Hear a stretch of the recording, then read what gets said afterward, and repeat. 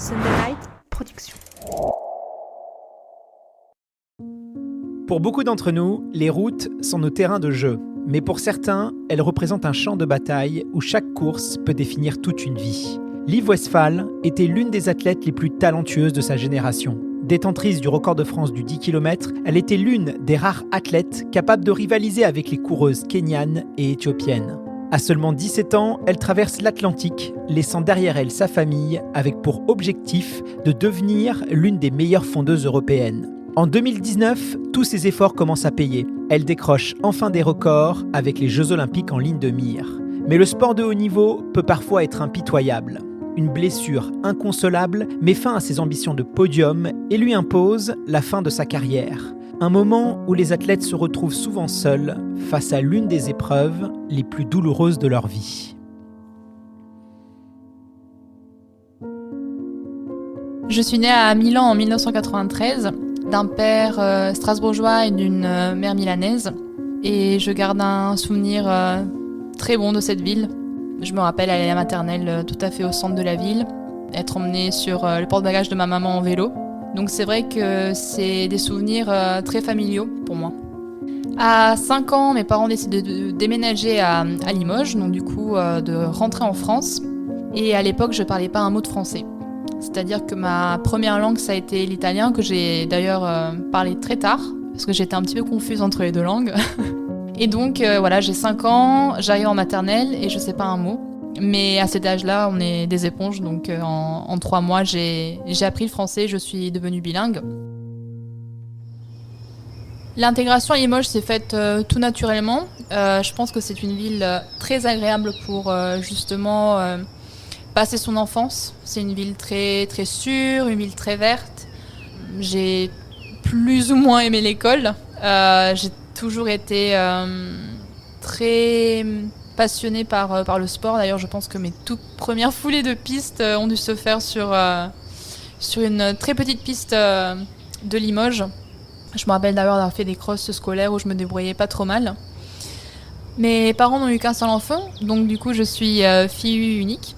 Et évidemment tous les stéréotypes qui en découlent, c'est-à-dire être très, très individualiste, etc. Et de là, le souhait de m'inscrire en sport co.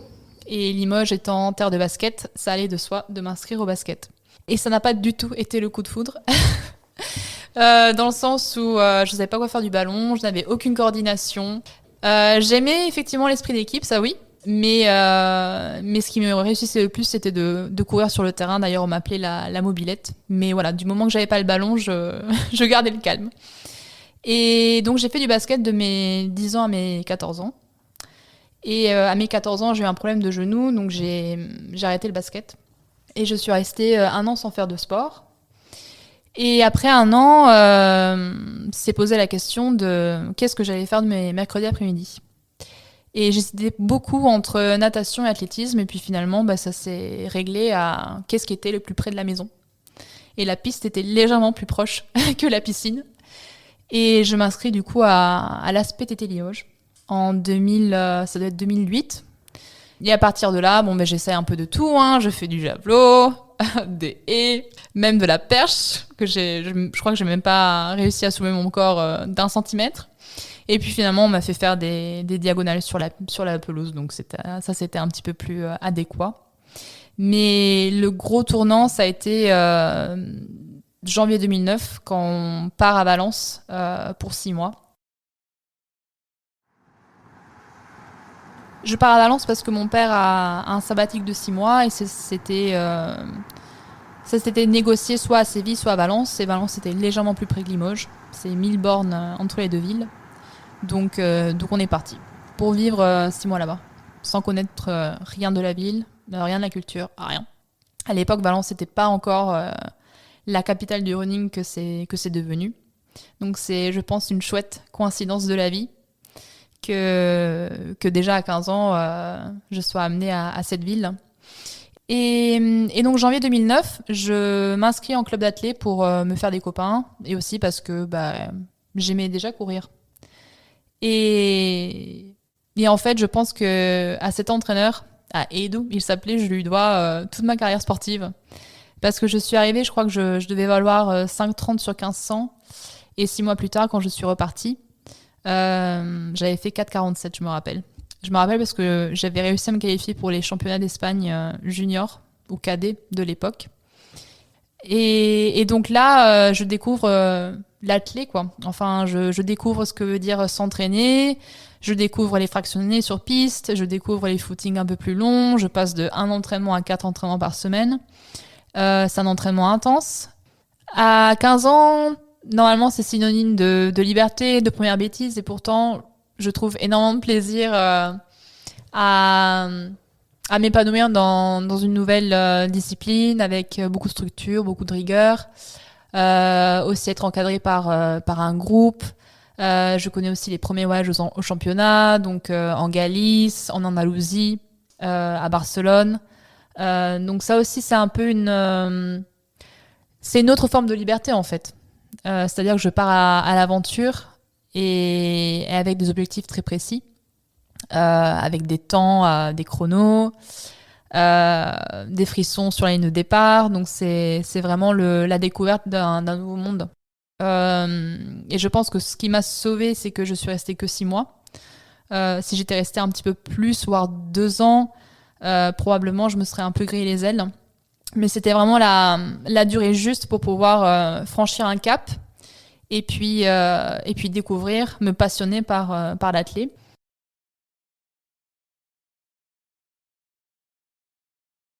Et donc je rentre à Limoges pour faire ma première et ma terminale, donc finir mon cursus scolaire. Et là je commence à travailler avec un coach à Limoges. Et j'ai réussi donc à devenir championne de France junior du 3000 mètres. J'ai réussi à obtenir ma première sélection en équipe de France junior. Et donc, je fais ma première ma terminale avec de très bonnes notes. J'ai réussi à avoir mon bac avec une moyenne de plus de 18. Donc, on dirait que la voie tracée, c'était prépa, grande école à Paris. Donc, vraiment le système franco-français. Et ensuite, travailler dans ces secteurs-là. Sauf que, entre-temps, la passion de l'athlétisme était devenue de plus en plus grandissante. Et je savais que me lancer dans des classes prépa voulait dire aussi mettre tout ça de côté. Et je savais que c'était vraiment le début de quelque chose de très fort. Et je me rappelle d'ailleurs Marion Joly-Testo qui était très très bonne en junior, qui d'ailleurs après est devenue une amie, qui réalisait tous ses temps à New York. Et donc, en 2010, je prends contact avec elle et elle m'indique une agence avec qui travailler pour pouvoir partir en fac. Là, je parle de 2010-2011, donc c'est pas comme aujourd'hui où c'est devenu très structuré, où il y a de plus en plus d'étudiants qui partent. Là, c'était un petit peu l'inconnu. Mais je pense que ça a été vraiment un super choix parce que c'est très compliqué, on dirait pas, mais au niveau administratif, c'est très très compliqué. Il faut quand même passer le SAT, qui est l'équivalent du bac aux États-Unis. Il faut passer le TOEFL, qui est un examen en anglais. Il y a toutes les paperasses administratives de la NCAA. Il y a le visa, évidemment. Donc ça voulait dire aussi, pour moi, aller à Paris au moins tous les mois, en plus de la terminale, de la prépa bac, des entraînements. Donc c'était une année de terminale très, très, très, très, très chargée. Et je me rappelle d'un appel. C'était dans la voiture en revenant des France UNSS, d'un certain Randy, qui se présente en me disant qu'il est entraîneur au Boston College et qui serait intéressé par mon profil. Et pour moi, ça a été le coup de foudre. C'était une équipe qui montait bien, surtout sur 1500. Il y avait plein de filles qui couraient entre 4,20 et 4,25. Au niveau académique, c'était une des meilleures, surtout en business. Mais je me lance totalement dans l'inconnu. Le 7 août 2011, je me rends à CDG pour le grand départ. Je dis au revoir à mes parents. J'ai une grosse valise et je me rappelle, je crois que c'était mon premier déplacement seul en fait. J'ai 17 ans, je viens de passer le bac. Et je me rappelle que j'avais une correspondance à Madrid d'une demi-heure. Et donc, en fait, mon gros stress, je pense que je pensais plus à la correspondance à Madrid que si je loupais, je ne savais pas comment j'allais faire. plutôt que de dire au revoir à ce moment-là. Correspondance que j'arrive à attraper au vol, littéralement. Dans l'avion, évidemment, je pense que j'étais relativement inquiète parce que je me lançais dans l'inconnu le plus total. Mais je pense que j'allais vraiment à l'instinct, c'est-à-dire que je savais qu'il fallait pas que je réfléchisse trop parce que sinon, j'allais faire demi-tour. Parce que je laissais quand même derrière moi mon foyer, mon pays, mes parents, toute ma vie, quoi. Et surtout que aussi à l'époque, il y avait un peu le stéréotype, tu pars aux États-Unis, tu vas te griller là-bas, ça s'entraîne beaucoup trop.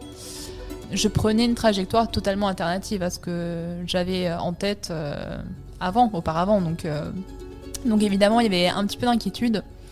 Mais je savais qu'il fallait pas que je réfléchisse trop. Et dans ma tête, je pense honnêtement que je me disais, je vais voir si je tiens jusqu'à Noël. Et je me rappelle atterrir à Boston Logan, donc du coup l'aéroport. Donc on atterrit vraiment quasiment sur l'Atlantique. Ça s'est arrivé sur l'eau. Et je commence à voir les gratte-ciel de la ville. Et là, je comprends, ça va être ma maison pendant 4 ans minimum. Et je n'aurais jamais parié que ça allait durer 7 ans. Donc là, je pars pour un tiers de ma vie, en fait. Et je me rappelle d'ailleurs, donc du coup, évidemment, je connais le coach avec qui j'avais quand même fait pas mal de correspondances. Je connais l'équipe. Je connais aussi mes colocs qui seront mes colocs pendant 5 ans, qui sont aussi dans l'équipe des stipleuses. Et je me rappelle, et d'ailleurs c'est une légende que mon coach américain adore raconter, que quand ils m'ont donné l'équipement de l'université, tout griffé avec BC dessus, donc Boston College, j'ai commencé à pleurer parce que là je me suis rendu compte que c'était pour de vrai, quoi. Il n'y avait pas de billet de retour immédiatement. Et donc ça a été un moment super émotif en fait de la distribution des équipements. Donc là je découvre avec de grands yeux le campus, qui est un campus très gothique de la New England, donc tout en hauteur d'ailleurs, qui est aussi bordé par un lac artificiel qui fait 2,5 km de circonférence, et je pense que j'aurais fait l'équivalent du tour de la Terre sur ce lac. Et donc oui, un campus incroyable, avec des infrastructures sportives dignes de film, surtout pour le football américain, qui est vraiment à part par rapport aux autres sports universitaires. Il y a un budget totalement différent. Donc ils avaient leur propre bâtiment, leur propre gym, leur propre centre médical. Et puis évidemment toutes les infrastructures, les bibliothèques vraiment à la Harry Potter. Donc oui, un campus incroyable dans une ville aussi très très européenne, avec une très forte histoire, une très forte identité. Et donc je pense aussi que ça a matché avec moi, dans le sens où je pense pas que j'aurais aussi bien vécu dans une ville vraiment au fin fond des États-Unis. J'ai eu l'opportunité de beaucoup voyager avec l'équipe, donc de voir aussi des endroits totalement inédits, par exemple comme l'Iowa, comme l'Indiana, comme l'Alabama, où c'est un autre monde aussi, totalement un autre monde. Donc oui, ça a été le coup de cœur. Après, évidemment, au niveau linguistique, ça a été très très dur au début, au niveau académique, parce que le système est aussi très différent. Le système d'enseignement, c'est beaucoup plus basé sur la communication. Moi, je venais quand même d'un système vraiment de bachotage où voilà, tu allais en cours de philo et c'était petit 1, petit A, petit tiré. Et tu répétais ça, tu répétais vraiment les mots du prof, tu prenais des notes. Il n'y avait pas beaucoup d'échanges quand même. C'était, je venais quand même de passer le bac, donc beaucoup de bachotage. Et là, je me retrouve en cours et c'est très très différent. Je veux dire, les étudiants interrompent le prof tout le temps, ils lèvent pas la main. Mais il y a énormément de communication, il y a vraiment un échange constant. Et pour moi, au début, ça a été très dur. Même au niveau linguistique, au début, je me rappelle justement le cours de philo, de ne pas être capable de prendre des notes. Ça allait trop vite. C'était très dur. Et je pense que c'est aussi pour ça que la course a été une grande aide, parce que c'était justement entre midi et deux aux entraînements où il n'y avait plus de barrière linguistique. C'était vraiment les jambes qui parlaient. Et Et c'était à ce moment-là où j'ai pu commencer à tout doucement à progresser au niveau échelon, mais le premier cross, les premiers championnats de cross universitaires en division 1, j'ai dû faire, je crois, 89e la première année. On était 250 au départ. Et si tu pars pas à moins de 3 minutes au kilo, c'est pas la peine, tu te fais manger. Donc je pense que ça m'a énormément apporté de ce côté-là, c'est-à-dire savoir courir avec la densité, ne pas se laisser submerger par l'angoisse aussi, parce que c'est angoissant de courir avec un peloton aussi dense. Et tu sais que si tu ralentis d'une seconde, t'as 15 filles qui te passent. Donc je pense que ça m'a énormément apporté de ce côté-là, parce que aussi pour les courses en Europe quand je rentrais. Il faut savoir qu'aux États-Unis, surtout dans les universités privées, les frais de scolarité sont très élevés. Parce que il y a la tuition, on appelle ça, qui rentre en compte. Donc, c'est-à-dire le prix des cours en tant que tel, le prix des manuels, par exemple, aussi, qui est très élevé. Donc, tu as la tuition, tu as l'hébergement, surtout dans une ville comme Boston, qui est extrêmement cher, aussi cher que New York, par exemple. Le prix estimé, on va dire, dans mon cas, c'était entre 62 000 et 65 000 dollars l'année. Donc, quand même un prix très, très, très élevé. D'ailleurs, il y a beaucoup de couples aux États-Unis qui, dès qu'ils tombent enceintes, ils savent qu'il faut commencer à économiser parce que voilà, c'est une somme énorme. Ou encore de jeunes actifs qui savent qu'ils vont payer les frais de scolarité jusqu'à leurs 50 ans, quoi. Donc c'est vraiment quelque chose de très particulier. C'est vrai que quand tu viens d'Europe, forcément, tu ne comprends pas vraiment cet état d'esprit. Mais c'est quelque chose de totalement normalisé là-bas. D'ailleurs, avoir une bourse sportive, c'est vraiment une des façons, on va dire, les plus simples, entre guillemets, d'obtenir de l'aide financière pour pouvoir aller à la fac. Mais ça reste quand même un pourcentage assez minimal d'étudiants. De mémoire, on devait être 15 000 en undergrad, donc en bachelor. Donc entre 18 et 22 ans, et il devait y avoir un peu moins de 500 sportifs, tous sports confondus. Donc ça reste quand même un pourcentage d'élus, entre guillemets, assez réduit. Donc c'est une grande chance. Et évidemment, ça veut aussi dire parfait.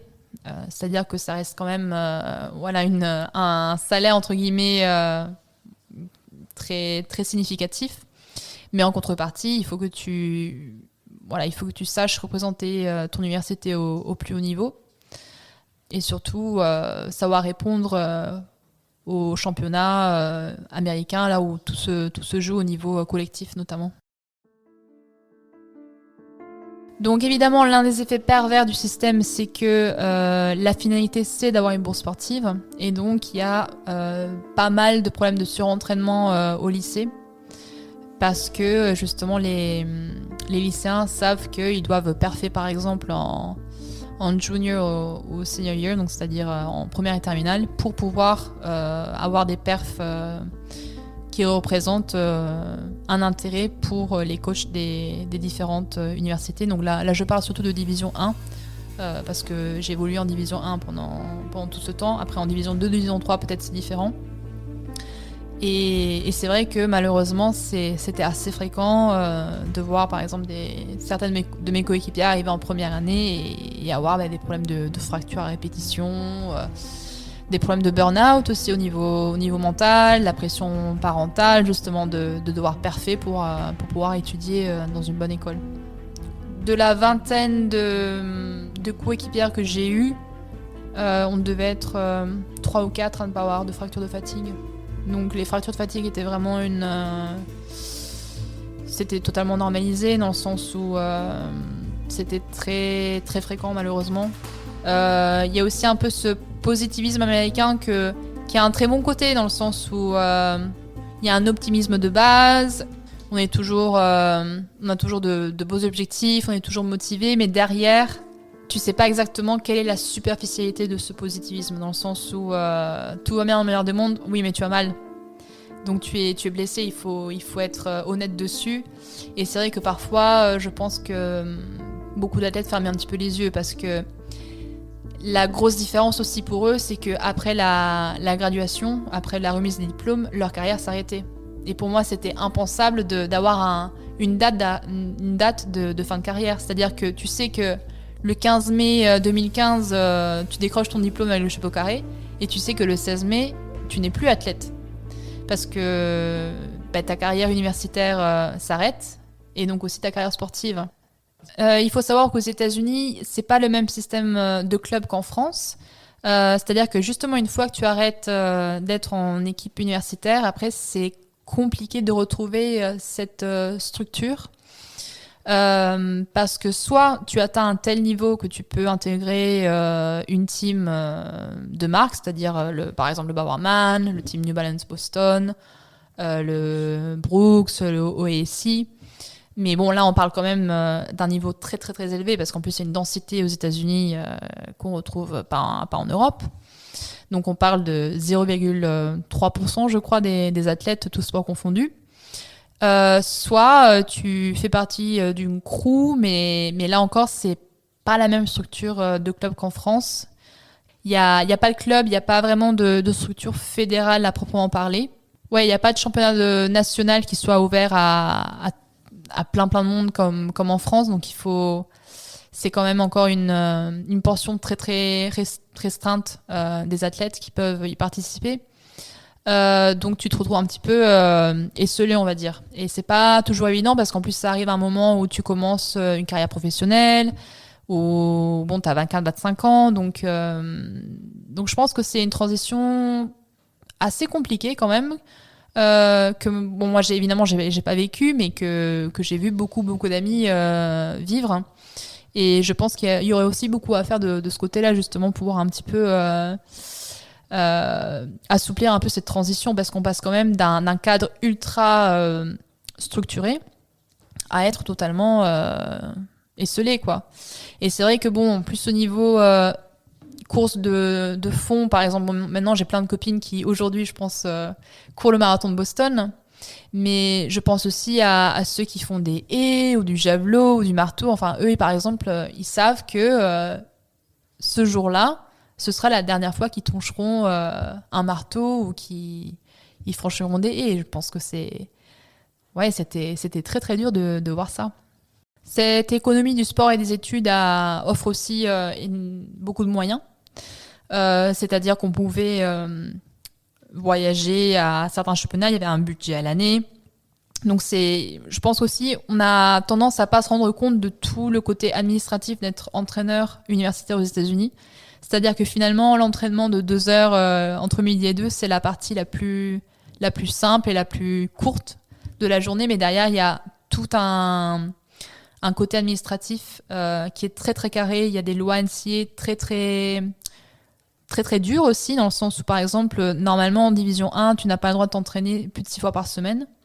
Donc l'équipe ne peut pas se retrouver tous les jours. Tu as obligatoirement un jour de repos. Bon, après, étant donné que c'est un sport individuel, chacun fait ce qu'il veut le 7e jour, mais il y a plein de règles comme ça. À mon époque, par exemple, aujourd'hui ça a changé avec les deals NIL. On n'avait pas le droit de recevoir de l'argent autre que de la bourse universitaire. C'est-à-dire que si quelqu'un t'offrait un repas parce que tu avais battu un record, tu pouvais perdre ta bourse sportive.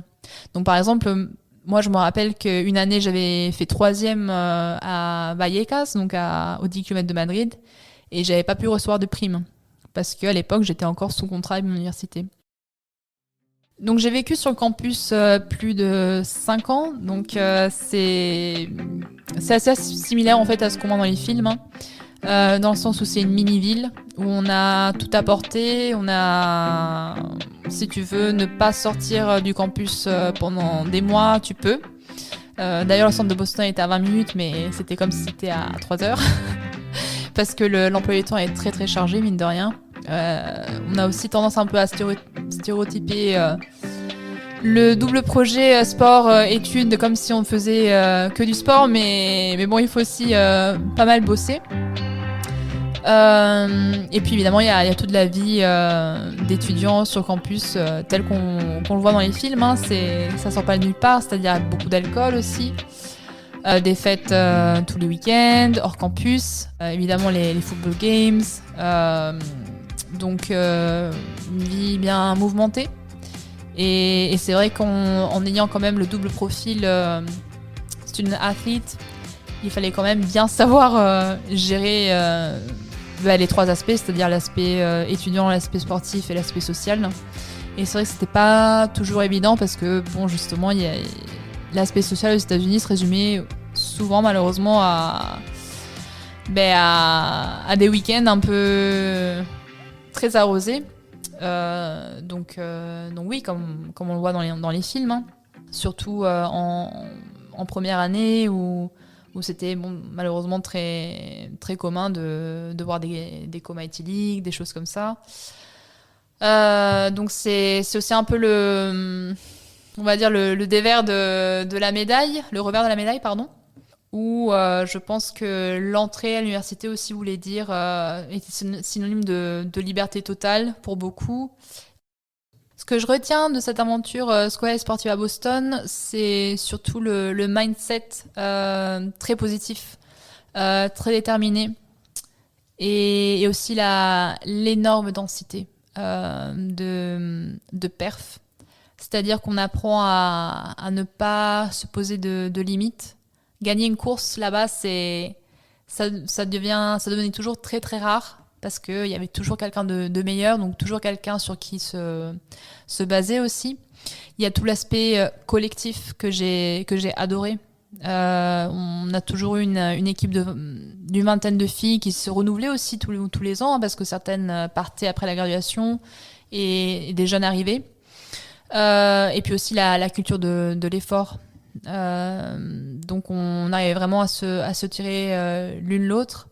Et je pense que j'ai eu une chance énorme avec mon entraîneur qui me laissait aussi faire toutes les compétitions en Europe. Donc j'ai pu faire tous les championnats d'Europe de cross. Et j'ai pu aussi gagner les championnats d'Europe Espoir sur 5000 en 2015. Donc il m'avait vraiment laissé l'opportunité de faire le double projet européen et américain. C'était dur parce que du coup j'avais très peu de repos entre les saisons. Mais je pense que ça m'a fait énormément grandir. En 2018, je décide de rentrer en France, donc de vraiment fermer le chapitre américain. Les 2 dernières années, j'étais en bourse scolaire, donc j'enseignais le français le matin et j'allais en cours l'après-midi et je m'entraînais entre midi et 2. Et avec la fermeture du chapitre aux États-Unis, j'ai une grosse fatigue et j'ai compris que pour pouvoir continuer à progresser en athlétisme, il fallait vraiment que je tente le tout pour le tout. C'est-à-dire me lancer dans le sport pro à 100%. Et donc je décide de rentrer parce que aux États-Unis, une fois que tu es sorti un peu du système universitaire, c'est très compliqué au niveau du visa notamment. Et je sentais au fond de moi que c'était une page qui était en train de se tourner. J'avais vraiment envie de rentrer en Europe, de me rapprocher de ma famille aussi. Et donc 2018 arrive, donc l'été, et se pose la question d'où est-ce que je vais me rediriger. Et pour moi, Valence était une évidence parce que j'avais déjà un pied-à-terre, j'avais déjà des connaissances, des amis, et c'était en train de devenir tout doucement la ville du running, avec notamment connue pour son climat très très agréable toute l'année. Et donc je me suis dit je repars sur Valence et cette fois je m'y installe définitivement. Mais là encore, je me suis pas projetée dans les années ni rien. J'ai toujours fait un petit peu au jour le jour. Et à partir de là, j'ai changé d'entraîneur évidemment. J'ai commencé à travailler avec un entraîneur espagnol et avec un groupe de garçons, donc 6-7 garçons qui, on va dire, amateurs de très très bon niveau puisqu'ils courent entre 30 et 32 minutes sur 10 000, entre 2,20 et 2,27 sur marathon. Et donc je me suis un peu créé mon team et les résultats sont très très vite arrivés. J'ai franchi un autre cap. Évidemment j'ai dû un petit peu me remettre de la grosse fatigue de la dernière année à Boston et je commence à retrouver des sensations par exemple aux Europes de cross en 2018.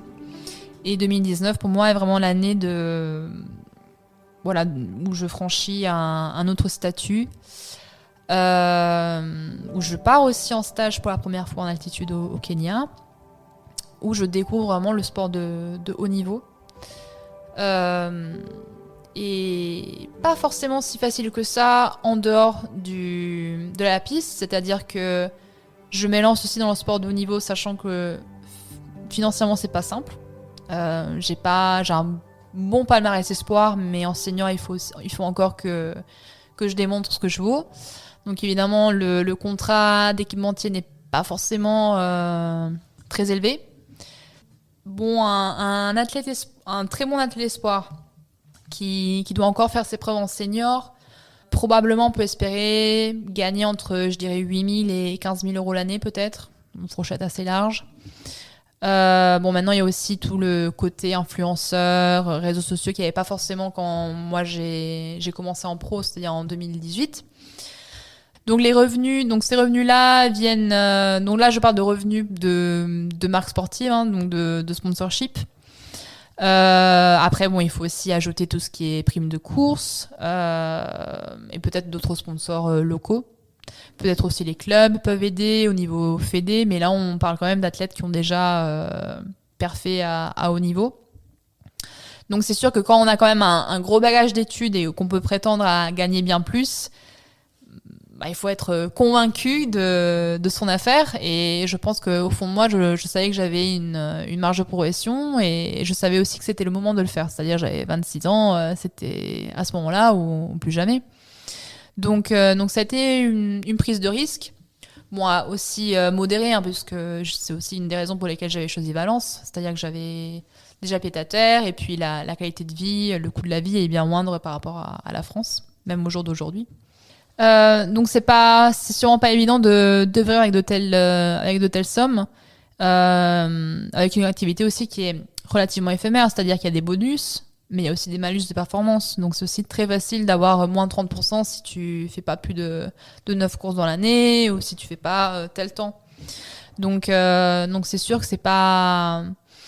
Je sais pas si on idéalise l'athlétisme, je pense pas, mais c'est pas un sport très évident de ce côté-là. Après, évidemment, dans mon cas, les choses ont évolué, donc j'ai eu cette chance-là, mais c'est sûr que quand je finis la fac et je décide de m'y investir à fond, ça a été une prise de risque considérable aussi. Donc finalement, les efforts payent, parce que après un gros stage au Kenya en automne 2019, et puis une cinquième place aux Europes de cross à Lisbonne en 2019 aussi, je bats le record de France de 10 km à Houille fin décembre. Et ça reste une course totalement atypique, parce que c'était n'importe quoi. C'était n'importe quoi au niveau du pacing, en fait, au niveau des temps de passage, au niveau de tout. L'anecdote que j'ai, c'est que mon entraîneur espagnol m'avait fait faire un test d'effort une semaine avant Houille. Et il faut savoir que la matinée du test d'effort, j'avais fait ma première leçon de conduite. Et je me rappelle qu'il y avait un camion qui m'avait un petit peu embêtée, et bon, j'avais fait plus ou moins une crise de panique. Donc j'étais sortie de la voiture totalement détrempée, d'angoisse. Et je pense que je m'étais un petit peu brûlé les ailes pour l'épreuve d'effort, parce que je l'ai fait. Mon coach me dit, Liv, je pense que à Houille ou à la prom classique que tu feras une semaine après, tu peux viser 32-30, tu vois. Moi, j'étais un peu déçue, parce que quand même, j'avais fait une bonne place aux Europes de cross. Je me sentais assez en forme, mais bon. Comme quoi, les statistiques restent des statistiques. Et oui, du coup, ok, j'y vais sans trop prétention. Et puis, on verra bien. De toute façon, apparemment, le parcours, il est dur. Il y a 3 bosses, 3 tours. Bon, on verra. De toute façon, après, il y a la prom à Nice, qui était donc le dimanche prochain. Et mon entraîneur m'avait dit, à Houille, tu vas doucement. Et puis, à la prom, tu essaies de battre ton record. À l'époque, je crois que c'était 32, 35, un truc comme ça. Et je me rappelle qu'à Houille, en fait, le départ est... Je sais pas si... il aura changé après, mais il était très, très étroit. Et avec un arbre aussi très mal placé, je crois. Et donc en fait, on est parti super vite. Toute l'élite est partie très très vite et j'entends des cris autour de moi. Je pense que c'était Marie Bouchard qui était tombée juste à côté. Et là, je me dis, il faut que je sors de ce de ce groupe parce que j'ai fait un départ de cross à l'américaine, c'est-à-dire que je crois que je suis passée en moins de 3 minutes au premier kilo. Mais comme j'étais à la lutte pour la 3e place, j'ai pas du tout regardé le chrono. Je n'avais aucune idée des bases sur lesquelles je partais. Et j'avais pas du tout dans l'idée de battre un record de France. Mais alors, pas du tout. Et puis finalement, 8e kilo, je me suis dit, je pense que je suis en train de faire un bon truc, je vais quand même serrer les dents jusqu'au bout. Puis finalement, à l'arrivée, on me dit 31,15, mais je comprends pas. Enfin, après, bon, le GPS me dit la même chose, c'est une course homologuée. Bon, bah, ok. Mais là, je suis vraiment tombée des nues. Si un jour où je suis tombée des nues, c'était vraiment ce jour-là, parce que je m'y attendais pas du tout. Une fois ce record de France en poche, la question des Jeux Olympiques se pose du coup parce que mon temps était inférieur à ceux des minima, donc on parle encore de Tokyo 2020 parce qu'il n'y avait pas encore pandémie. Et donc là, je me rends compte que c'est tout à fait dans mes cordes. Et puis évidemment, arrive 2020 et arrive la pandémie qui chamboule la vie de tous. Et il arrive 2020 et non seulement la pandémie, mais arrive aussi un autre tournant dans ma carrière, le début de douleurs chroniques, qui m'avait déjà fait quelques appels du coin de l'œil, notamment, je me rappelle, aux 20 km de Paris en 2019, on était tout ensemble jusqu'au kilomètre 11, 12, et là, d'un coup, j'ai un point de côté, droit. Et je finis vraiment la course à l'agonie, à 15 à l'heure. Bon. Mais voilà, j'y repense pas 2 fois. Ça doit être un point de côté. J'ai eu mal pendant 1 semaine. Je suis partie au Kenya. Je me suis dit, est-ce que je rentre en Europe ? Bon, mais c'est passé. Et puis aux Europes de Cross 2019, le dernier kilo, pareil. Gros point de côté. Mais bon. Beaucoup de souffrance physique, mais ça passe. Et d'ailleurs, j'arrive à faire le record de France. Et ce jour-là, oui, je n'avais pas eu de point de côté. Donc bon, je me dis, ça doit être quelque chose de peut-être alimentaire, ou bon, ça arrive à tout le monde d'avoir des points de côté.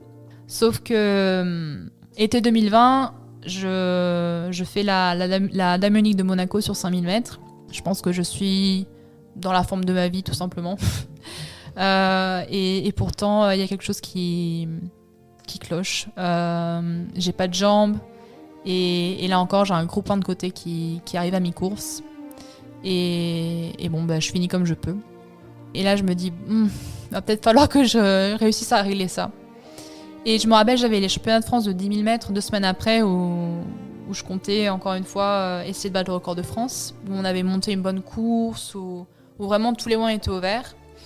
Et 1 semaine avant, dernière séance de 8 x 1000, et impossible de lever la jambe droite. Bon, on me dit élongation du quadriceps, du sartorius. Bon, allez, 3 semaines de repos et ça passera. Sauf que c'est jamais passé. À partir de là, je n'ai pas réussi à repousser avec ma jambe droite normalement. Et débute un petit peu la grosse galère de la blessure à laquelle je n'arrive pas à mettre de nom depuis, que je vais résumer pour rester simple à des problèmes de psoas iliaque droit, donc probablement de bassin qui est levé vers la gauche, et à d'innombrables IRM, radio, écho qui n'ont rien donné. Voilà, beaucoup de souffrance aussi mentale parce que ça m'a stoppé net dans ma progression, dans mon plan de carrière. Et aussi un gros sentiment d'impuissance parce que je pense que je me suis jamais autant concentrée sur tous les à côté de l'entraînement que pendant les 3 années qui ont suivi. Et surtout, j'ai l'impression d'avoir tout à disposition, c'est-à-dire que mon statut avait changé. J'ai aussi changé d'équipementier, j'ai pu signer un très bon contrat avec Puma, une marque qui m'a soutenue du début à la fin, sans aucune pression de performance. Et donc j'ai passé 3 ans à passer de kiné à kiné, à essayer de trouver des réponses, à faire des semelles. J'ai dû faire 5 semelles différentes. J'ai renforcé toutes les parties du corps, à gauche, à droite. On m'a dit que les problèmes étaient à gauche, devant, derrière, enfin bon. Et je n'ai pas réussi à remonter la pente, tout simplement. Je n'ai pas réussi à régler le problème physique. Et pourtant, aux radios, aux IRM, on me disait voilà, les os sont parfaits, les articulations sont parfaites, les analyses sont parfaites, tu as encore 10 ans de carrière devant toi, mais il y a ce bassin qui est tordu. Et on n'arrive pas on n'a pas réussi à le remettre tout droit. Et du coup, ça m'a donné cette sensation de ne pas pouvoir totalement utiliser ma jambe droite à pousser comme avant. Donc, ce qui était à l'origine probablement une petite élongation, en fait, était le symptôme de quelque chose d'un peu plus coriace. Et donc, ça a été 3 ans où j'ai énormément lutté, où j'ai énormément appris aussi. Moi qui, justement, aimais beaucoup ce côté en athlétisme de effort-récompense, qui marchait tout le temps, normalement. Et pourtant, j'ai compris que la vie, c'était pas des mathématiques, c'était pas forcément quand, justement, tu t'efforçais le plus que les choses arrivaient. Donc bon, je pense que je suis fière de comment je me suis battue, comment j'ai pas lâché l'affaire pendant 3 ans, où j'ai toujours été convaincue par mon potentiel pour revenir et pour perfer sur marathon. Mais en même temps, il y a quelques mois, j'ai compris qu'il fallait que je lâche prise, tout simplement, dans le sens où c'était plus cohérent pour ma santé physique et mentale de continuer, parce que je pense que voilà, ce qui me manquait, c'était aussi de comprendre que c'était pas forcément un échec d'arrêter d'essayer. Et normalement, la fin heureuse de l'histoire aurait été Liv est revenue à haut niveau, elle a pu faire des minima olympiques, mais c'est pas forcément la fin heureuse, et je pense qu'il y aura une fin heureuse. Il faut encore qu'un petit peu que je l'écrive. Donc en juillet 2023, je décide de mettre fin à ma carrière. Donc je m'étais posé aussi l'ultimatum, parce que je me suis dit si à l'été 2023 je vois que je n'arrive toujours pas à m'entraîner avec continuité, évidemment me qualifier pour les Jeux sur marathon allait être tout bonnement impossible. Et donc je respecte aussi cet ultimatum, parce que je l'avais un petit peu retardé à chaque fois. Et je décide d'appeler Puma et de terminer mon contrat. Et c'est vrai qu'on dit souvent que c'est la petite mort, et c'est pas anodin, parce que il faut aussi se rendre compte que la grande majorité des athlètes probablement ne choisissent pas leur fin de carrière. Je pense que c'est un grand luxe de vraiment la choisir, parce qu'il y a très souvent des blessures qui arrivent au top niveau. Mais c'est vrai que ça a été un deuil en tant que tel, donc, dans le sens où j'ai vraiment franchi les 5 étapes. Donc, le déni, donc non, c'est une petite blessure, ça va bien finir par passer avec tous les efforts que je fais. La colère, donc tout le sentiment d'impuissance, pourquoi ça m'arrive à moi alors que j'ai toujours fait tout dans la règle des choses, et sachant que j'ai encore de belles choses à démontrer, je suis encore jeune. Le marchandage aussi, donc si je récupère mon niveau, je ferai ci, je ferai ça. La déprime, il y a eu vraiment de gros passages à vide, parce que on remet aussi un petit peu en cause son identité. C'est quand même un sport où j'avais évolué pendant 15 ans, qui m'avait conduit aussi, qui avait été un peu le fil de ma vie, donc que ce soit en Espagne, aux États-Unis, et puis revenir en Europe. Et puis finalement l'acceptation qui est aussi tout un processus en tant que tel. Et je pense que finalement, une fois que j'ai vraiment pris la décision d'arrêter mon contrat professionnel, pour moi, ça m'a permis aussi de commencer un peu cette phase-là d'acceptation, où c'est peut-être une petite mort, mais ça veut aussi dire qu'il y a une nouvelle vie qui commence avec toutes ces inconnues. Et aussi que finalement, le sport de haut niveau a été une façon pour moi de m'exprimer. Mais je pense qu'il y en a aussi beaucoup d'autres. Après, honnêtement, c'est encore un processus qui est en cours. C'est un processus qui me faudra encore un peu de temps, je pense. Avoir pu travailler pour le marathon de Valence cette année, pour le 10 km, où je me suis occupée des élites femmes, où j'ai vraiment été avec elles en chambre d'appel, où je les ai emmenées sur la ligne de départ, où je les ai vraiment suivies dans toutes les étapes de la course. Après coup, je me suis rendu compte que j'avais plus ce poids dans la poitrine, où vraiment je voulais absolument être sur la ligne de départ. J'ai éprouvé énormément d'émotions à les voir, en plus à battre un record du monde. Mais je sentais que c'était plus la même flamme, ou c'était une flamme différente, on va dire. Et à ce moment-là, je me suis dit, ok, je pense que le processus d'acceptation, il est vraiment en train de se terminer, de progresser. Mais c'est sûr qu'il y a encore des fois où il faut que je me rappelle, Liv, c'est un choix que tu as fait. 30 ans, c'est un peu un âge... c'est un âge un peu bizarre dans le sens où, oui, sur les longues distances, j'aurais pu encore avoir beaucoup d'années de pratique devant moi.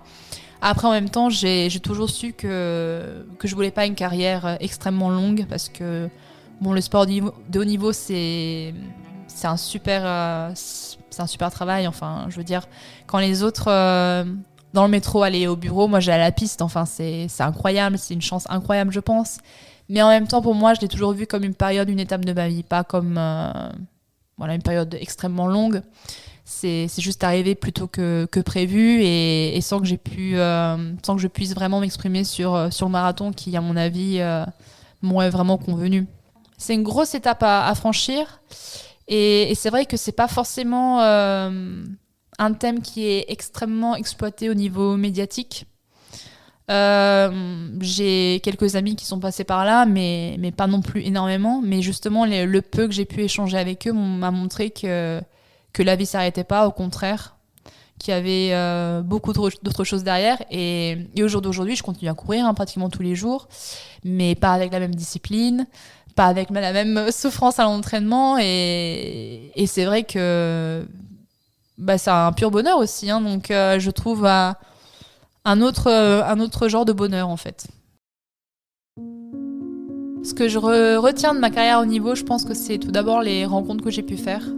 La course à pied, c'est un sport très exigeant, très dur, très ingrat aussi. Dès qu'on s'arrête une semaine, on commence à perdre le niveau déjà. Et pourtant, c'est une parabole de la vie. C'est-à-dire que quand tu arrives au 8e kilomètre d'un 10K, tous les indicateurs te disent d'arrêter. Tu sais que t'as mal partout. Normalement, il faudrait s'arrêter, ce serait beaucoup plus simple. Et pourtant, tu sais qu'il faut aussi serrer les dents, qu'il te reste 2 bornes et que ces 2 bornes, elles peuvent faire toute la différence. Et rallier la ligne d'arrivée, ça peut aussi te conduire à un grand changement dans la vie. Donc, c'est sûr que ça peut vraiment t'apprendre énormément sur toi-même. Il y a toujours, pour tout le monde, des moments où il faut serrer les dents, où on a très envie de lâcher et pourtant il ne faut pas lâcher, ne pas abandonner et à la fin normalement il y a une récompense. Si ce récit vous a plu, n'hésitez pas à adresser un petit mot de soutien à notre invité sur nos réseaux sociaux. Vous y trouverez une publication qui lui est entièrement dédiée. Si vous aussi, vous avez envie de raconter votre histoire, un événement de votre vie de coureur ou de coureuse qui a eu un impact considérable sur vous ou vous a fait voir les choses différemment, écrivez-nous à l'adresse suivante, le-récit@dltdc.fr. À bientôt.